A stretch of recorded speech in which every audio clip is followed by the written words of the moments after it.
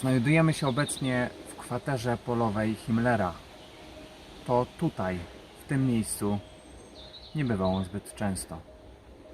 Jest to najlepiej zachowany bunkier polowy z czasów hitlerowskich, który w tym momencie obejrzymy, jak wyglądał w środku.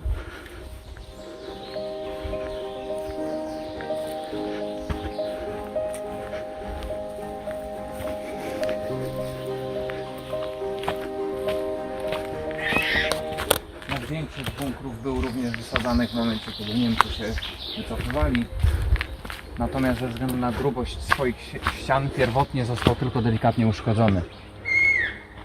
Robotę dokończyli później saperzy, którzy zajmowali się m.in. rozminowywaniem znajdującego się dookoła terenu. Tutaj widać, jak grubą warstwą żelbetonu był otoczony cały bunkier.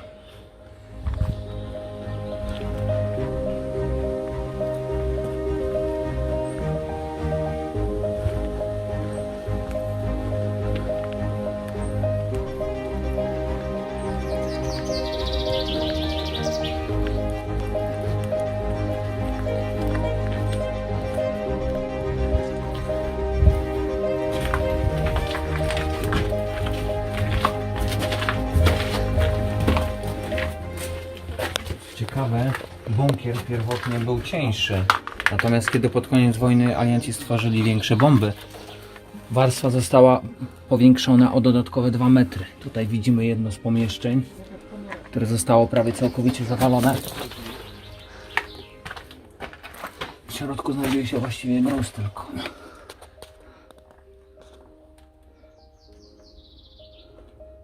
Cały bunkier składał się z 2 pomieszczeń zasadniczo. To jest właśnie jedno z nich, to gorzej zachowane. Natomiast drugie pomieszczenie zachowało się w dużo lepszym stanie.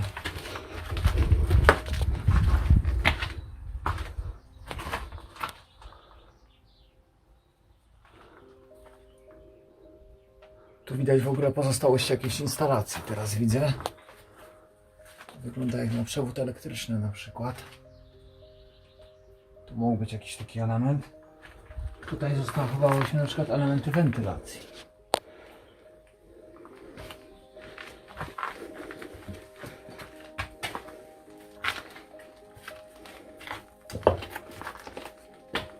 A tak po próbie wysadzenia bunkra wygląda on w środku. Duże to pomieszczenie. Tak. Cały bunkier składał się z 2 takich pomieszczeń. Jak bardzo często również ten bunkier był symetryczny. I tak właśnie wyglądała kwatera polowa Himmlera. Tutaj widać miejsce mocowania drzwi, które stanowiły pierwszą zaporę. Jedne drzwi były zewnętrzne na korytarzu, którym wchodziliśmy. Drugie drzwi były wewnętrzne, które miały dodatkowo to odgrodzić.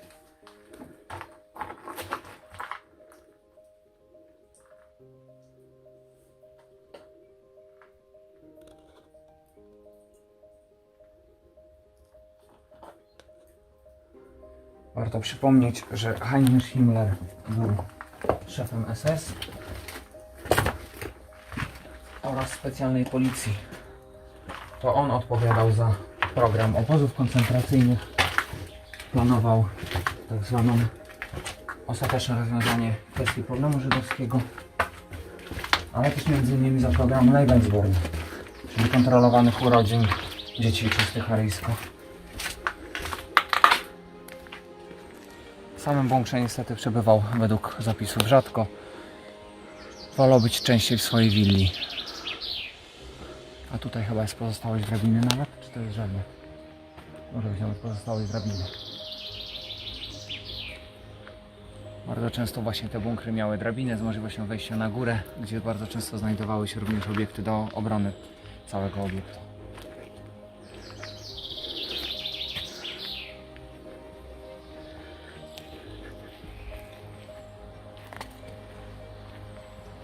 Jak wszystkie tego typu obiekty, jest przykryty zielenią maskującą. Szczerze powiedziawszy, jak podjeżdżaliśmy tutaj do niego z lasu, to nawet przez długi moment nie było widać, nie byliśmy pewni, czy on się tutaj znajduje.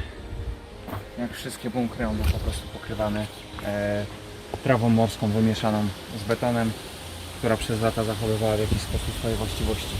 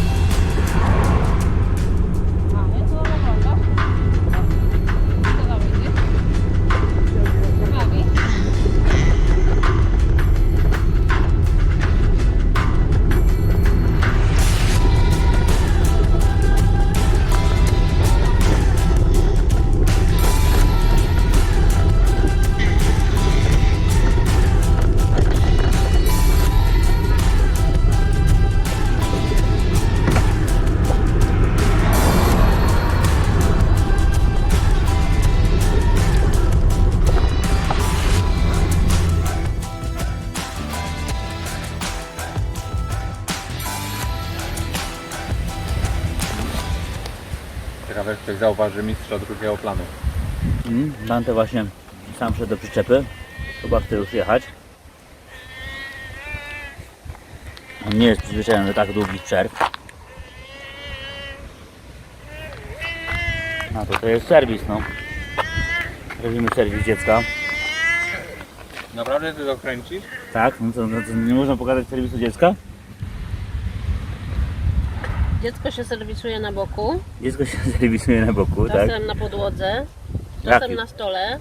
Czasem na trawie. Czasem w powietrzu. Też się zdarza. Adrian, a ty nie masz zdjęcia z dzieciństwa z gołą dupą? Nie wiem. Dużo mnie kosztowało, żeby je usunąć. Nie pamiętam. Pewnie tak. Obawiam się. Każde dziecko musi mieć zdjęcie z gołą dupą, nie? To tak nie wygląda? Felek, miałeś gdzieś pieluchę, ale Adanciak przed Mam zużytą. Felek zgubił pieluchę.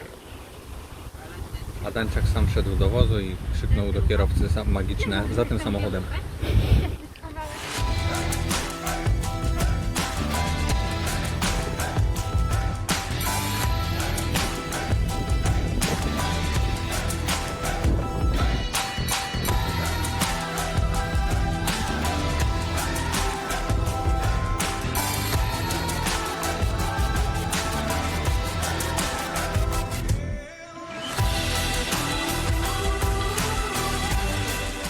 Musieliśmy zmienić nasze plany drogą głosowania 3-0, czyli wszyscy za koncepcją.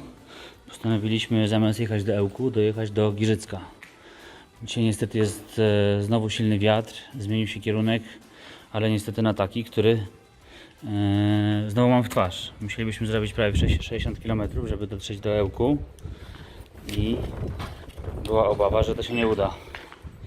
Więc zmieniliśmy kierunek, 15 km do Giżycka i stąd walimy do Olsztyna. Także właściwie skończyliśmy wycieczkę.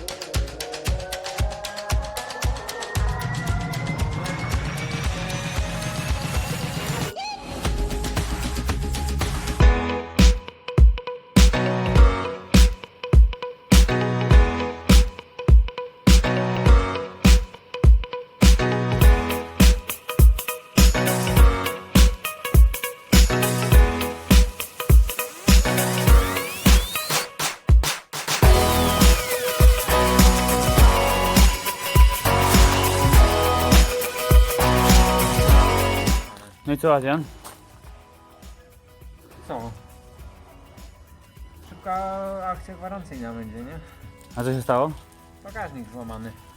Na 1,5 kilometra przed końcem całej wyprawy. Brakowało czegoś, więc zdążyło. No miałeś gumę złapać, a nie bagażnik złamać. Było bardziej efektowne. Mhm.